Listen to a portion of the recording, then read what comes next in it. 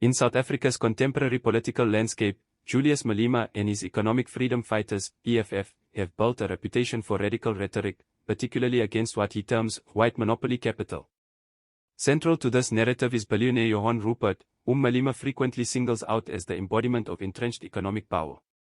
3 years ago, Malema led a highly publicized march to Rupert-owned farms, a dramatic gesture intended to showcase resistance to economic inequality. Yet, the march, while visually striking, yielded no material changes. Meanwhile, allegations surfaced that Floyd Shivambu, then Malema's deputy, had been cultivating a relationship with Rupert as early as 2017. Recent images of Rupert taking pictures with EFF supporters have fueled speculation about whether these public confrontations mask private engagement. The interplay between public spectacle and private pragmatism offers a compelling window into the strategies, psychology, and power dynamics of all parties involved. Malema's attacks on Rupert and white monopoly capital serve multiple political purposes. On one level, they personalize systemic economic inequality, giving South Africans a tangible figure to blame for structural injustices. On another, they energize the EFF space by portraying the party as fearless in confronting elite interests. The march to Rupert's farms, though unlikely to compel a billionaire to change his holdings, was an effective performance of defiance. Its symbolism reinforced the narrative that the EFF is willing to challenge entrenched power, no matter how untouchable it seems. Psychologically, Malema thrives on such confrontational theater, which bolsters his image as a revolutionary figure. The march demonstrates the power of symbolism in politics. Victory is measured not in tangible results but in the perception of courage, loyalty, and ideological consistency. By contrast, Floyd Shivambu's alleged engagement with Rupert highlights a more pragmatic strand within the EFF leadership.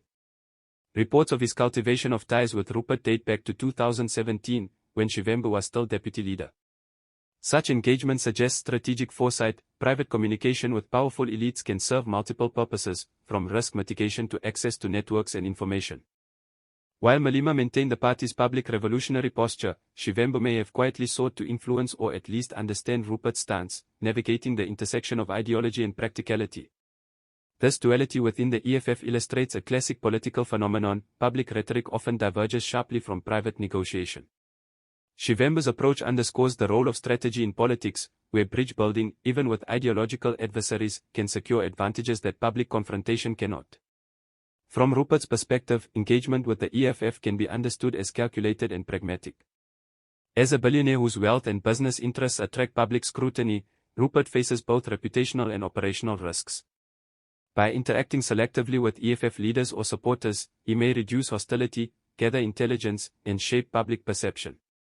The recent photos of him with EFF supporters can be read as a carefully managed gesture, signaling approachability while maintaining distance.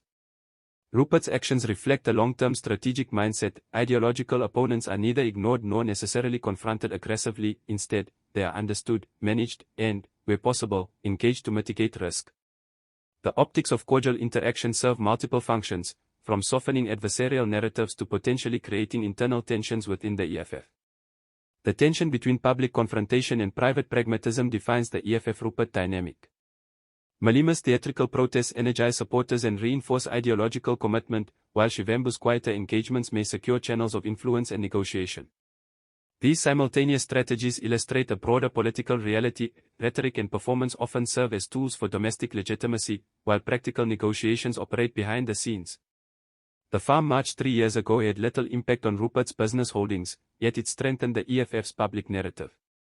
Conversely, private dialogues may afford subtle advantages that remain invisible to the broader public, highlighting the dual nature of political engagement. Ultimately, the EFF-Rupert relationship, whether formal or informal, demonstrates the interplay of symbolism, psychology, and strategic calculation. Public acts of defiance and performative protest coexist with private channels of influence, negotiation, and risk management. Supporters witness drama and confrontation, while elites quietly navigate the political terrain to protect interests and maximize leverage.